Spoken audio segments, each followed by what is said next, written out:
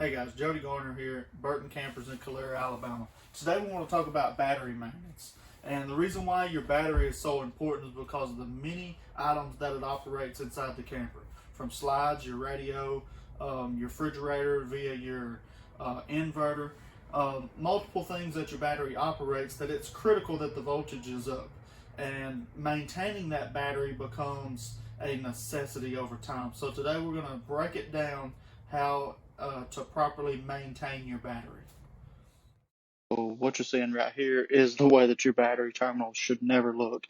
This is more like it. You always want your battery terminals to be clean, well maintained. Check the wires, make sure that they have a good connection. Now, this is a video of showing you how to check the water in the battery. Always use distilled water. I like to take the battery out so I can access this.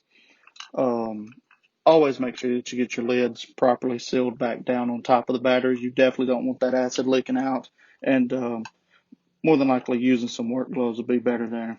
Now, this clip is us doing a battery check. It actually checks the voltage, checks the cells.